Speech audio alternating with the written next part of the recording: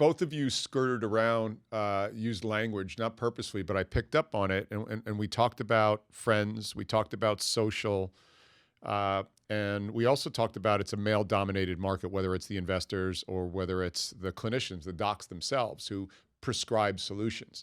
But you are really a direct to consumer perfect play because we've got this suppressed, potentially suffocated population. Again, these are my words of the female who doesn't feel liberated to talk about this or won't introduce the conversation. But if we've got Facebook and we've got Instagram and dare I even say Twitter, although that tends to be male dominated. But if I look at Facebook, advertising this solution on a platform that does just the opposite, has the patient come to their doctor and say, hey, what's this? There's a solution. I'm tired of wearing a diaper. I'm tired of, having my lifestyle crimped. Let's talk about this.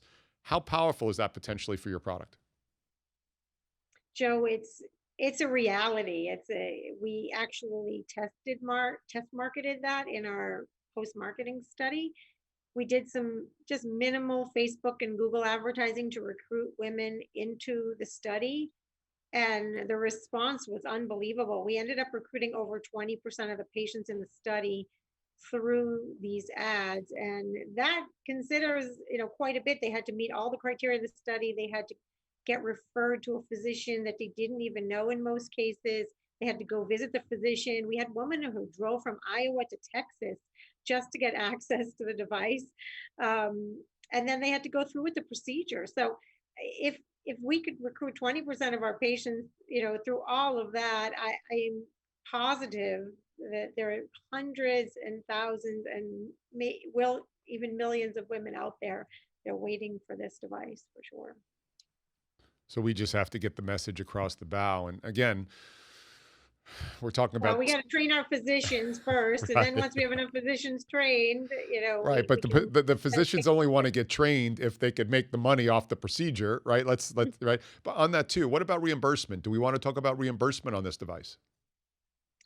Yes, we have reimbursement for the device. So the physician will get paid, the hospital will get paid, and really it's just a question of getting the physician likely to recommend it. If the woman comes in and says, I want EnPlace, we have to be convinced that he's going to say, here you go, let's book your procedure. So, that's assuming that he clinically thinks it's the right solution. It may not be the solution for every single patient, but we have to make sure he's convinced or she's convinced. And that is something to note in urogynecology. I believe it's the majority of female public medicine specialists today are graduates, are women. And that's different from the way it was. And that's going to change things too, because women are more open to solutions that are more palatable to women. And they really, really want to help with the patient benefit and understanding how they can help women who are suffering from things that they can relate to.